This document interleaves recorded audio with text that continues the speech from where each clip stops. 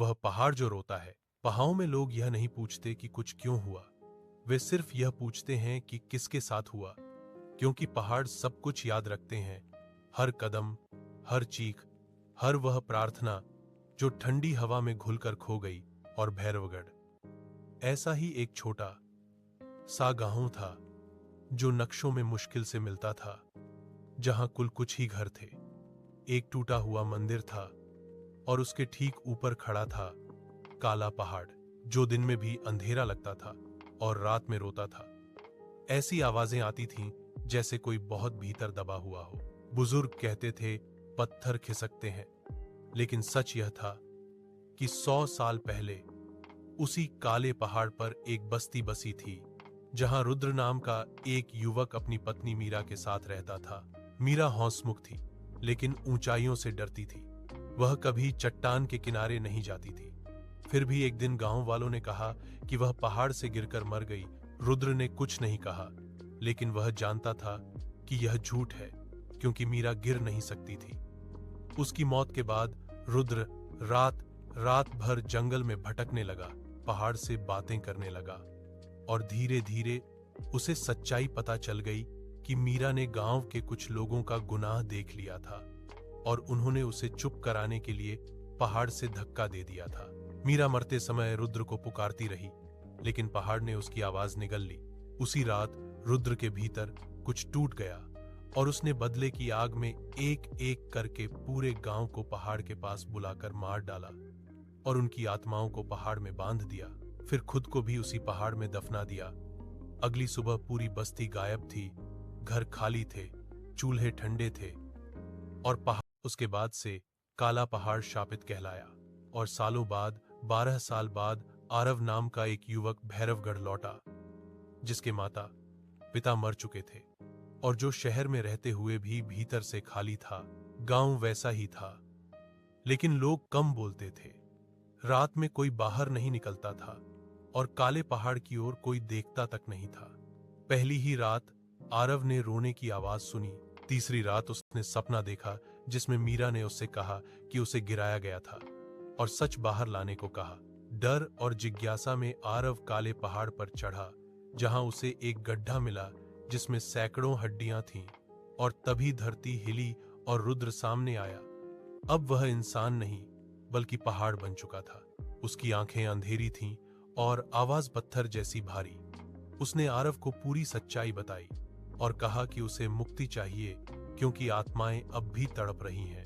और तब आरव ने समझ लिया कि पहाड़ को इंसानी बलिदान चाहिए। उसने बिना चीखे, बिना रोए खुद को उसी गड्ढे में गिरा दिया और उसी पल पहाड़ शांत हो गया। लेकिन आज भी अगर कोई उस रास्ते से गुजरे तो काले पहाड़ से रोने की हल्की आवाज आती है, क्योंकि कुछ पहाड़ ऊंचाई से नहीं बनते, वे इंसानी पाप, दर्द और अधूरी आत्माओं से बनते हैं। आरव के गड्ढे में गिरते ही पहाड़ एक पल के लिए बिल्कुल शांत हो गया, जैसे सदियों बाद किसी ने उसकी सांस रोक दी हो। हवा थम गई, देवदार के पेड़ स्थिर खड़े रह गए और भैरवगढ़ की घाटी में पहली बार ऐसी खामोशी उतरी जो सुकून वाली नहीं बल्कि बहुत भारी थी। लेकिन यह शांति ज्यादा देर टिकने वाली नहीं थी, क्योंकि उसी रात गांव के बचे हुए लोगों ने अपने घरों में अजीब सपने देखे। हर किसी को वही गड्ढा दिखा, वही हड्डियां, क्योंकि जिस रात आखिरी परिवार गांव छोड़कर गया, उसी रात काले पहाड़ के भीतर कुछ टूटने की आवाज आई, जैसे हड्डियां आपस में रगड़ खा रही हों, जैसे कोई बहुत पुराने ताले खुल रहे हों। और उसी के साथ घाटी में ऐसी चीख गूंजी जो किसी एक इंसान की नहीं थी, बल्कि दर्जनों गलों से एक साथ निकली लगती थी। अगले हफ्तों में नीचे के गांवों में अजीब घटनाएं होने लगीं। लोग अपने घरों में बैठकर अचानक ठंड महसूस करते, दीवारों से मिट्टी झरने लगती और रात के ठीक 3 बजे किसी के कान में कोई फुसफुसाकर उसका नाम लेता। जिन लोगों ने कभी भैरवगढ़ या काले पहाड़ का नाम भी सुना था, उन्हें सपनों में एक लंबी परछाई दिखती जो धीरे धीरे उनके पलंग के पास आकर खड़ी हो जाती। उसकी आंखों की जगह 2 काले गड्ढे होते और मुंह से पत्थरों की गंध आती। वह परछाई कभी रुद्र की शक्ल में होती, कभी आरव की और कभी मीरा की टूटी हुई देह में, और हर बार वह बस इतना कहती, अब तुम जानते हो। कुछ लोग नींद में ही मर गए। उनके चेहरे डर से अकड़े हुए थे और उंगलियां ऐसे जकड़ी हुई थीं जैसे किसी ने उन्हें खींचकर नीचे ले जाने की कोशिश की हो। पहाड़ के आसपास से गुजरने वाले यात्रियों ने बताया कि रास्ता अब सीधा नहीं रहता, वह घूमने लगता है, जैसे जमीन खुद उन्हें वापस काले पहाड़ की ओर मोड़ रही हो। कई बार लोगों ने देखा कि पहाड़ की ढलान पर इंसानी आकृतियां खड़ी हैं, पूरी तरह स्थिर, बिना हिले, लेकिन जैसे ही कोई उन्हें गिनने की कोशिश करता, वे एक एक करके जमीन के भीतर धंस जाती। और सबसे डरावनी बात यह थी कि अब रोने की आवाज नहीं आती थी। अब पहाड़ हंसता था, धीमी, भारी, गूंजती हुई हंसी। न गांव था, न घर, न रास्ता, सिर्फ एक नया पहाड़ खड़ा था, काले पहाड़ से जुड़ा हुआ, थोड़ा छोटा, लेकिन बिल्कुल वैसा ही जीवित। और सबसे डरावनी बात यह थी कि उस नए पहाड़ की चट्टानों पर ताजे हाथों के निशान थे, जैसे किसी ने अंदर से बाहर निकलने की कोशिश की हो। आज भी अगर कोई उस घाटी से गुजरता है तो उसे लगता है जमीन उसके नीचे सांस ले रही है, और कान के पास कोई बहुत धीरे से कहता है, अब तुम यहां हो। और तभी समझ आता है कि काला पहाड़ कभी किसी एक गांव की कहानी नहीं था, वह इंसानी पापों से पैदा हुई एक भूख थी। और जब तक इंसान रहेंगे, पहाड़ बढ़ते रहेंगे चुपचाप, धीरे धीरे और हमेशा के लिए। जिसकी आंखें खाली थीं और मुंह से मिट्टी गिर रही थी, वह कुछ बोलना चाहता था, लेकिन आवाज नहीं निकल रही थी। और तभी काले पहाड़ से एक तेज कराह उठी, पहले से कहीं ज्यादा गहरी, जैसे अब दर्द अकेले रुद्र का नहीं रहा हो, जैसे पहाड़ को नया शरीर मिल गया हो। अगले दिन गांव वालों ने देखा कि काले पहाड़ की ढलान पर ताजे पैरों के निशान थे, जो ऊपर जाते थे लेकिन नीचे नहीं आते थे। कुछ लोगों ने कहा कि उन्होंने आरव को रात में चलते देखा, उसका सिर झुका हुआ था और कदम बहुत भारी थे, जैसे हर कदम के साथ वह जमीन में धंस रहा हो। बच्चे रोने लगे, जानवर भागने लगे, और मंदिर की घंटी अपने आप बजने लगी। बुजुर्ग समझ गए कि बलिदान ने पहाड़ को शांत नहीं किया, बल्कि उसे और भूखा बना दिया है, क्योंकि अब रुद्र अकेला नहीं था, अब आरव भी उसी शाप का हिस्सा बन चुका था। पहाड़ में दबी आत्माओं को एक नया रखवाला मिल गया था, और अब हर अमावस की रात दो आवाजें आती थीं। एक बूढ़ी, टूटी हुई, जो मीरा का नाम पुकारती थी, और दूसरी नई, जवान, लेकिन बेहद थकी हुई, जो बस इतना कहती थी, वापस मत आना। धीरे धीरे भैरवगढ़ पूरी तरह खाली हो गया। लोग अपना सामान छोड़कर चले गए, लेकिन पहाड़ वहीं खड़ा रहा। और आज भी अगर कोई अनजान यात्री उस रास्ते से गुजरता है तो उसे लगता है कोई पीछे चल रहा है।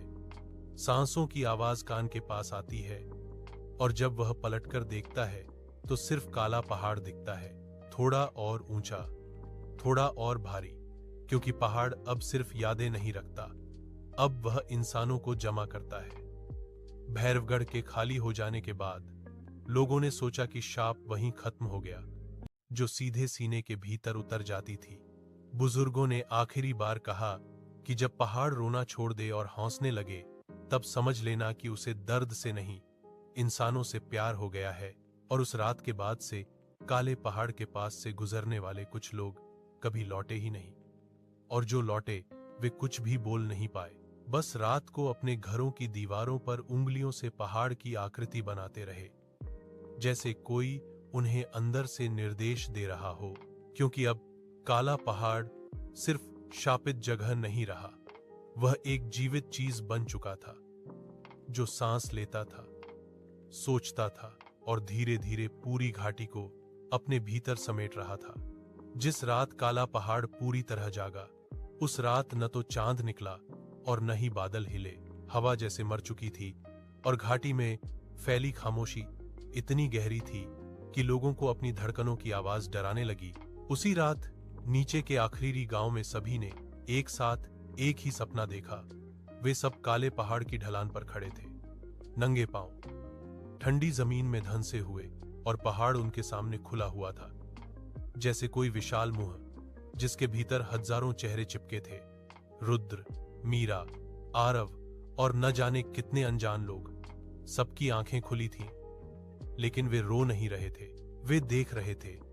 सपना यहीं खत्म नहीं हुआ, क्योंकि अचानक हर व्यक्ति ने महसूस किया कि उसका शरीर भारी हो रहा है, जैसे कोई नीचे से खींच रहा हो। और तभी पहाड़ की आवाज आई, अब वह किसी इंसान की नहीं थी, वह पूरे पहाड़ की थी। उसने कहा, तुमने मुझे दर्द दिया, तुमने मुझे यादें दी, अब तुम खुद मेरी याद बनोगे। उसी पल असली दुनिया में गांव की जमीन फटने लगी, दीवारों में दरारें आईं और लोग चीख भी नहीं पाए, क्योंकि उनकी आवाज गले में ही पत्थर बन गई। अगली सुबह जब सूरज निकला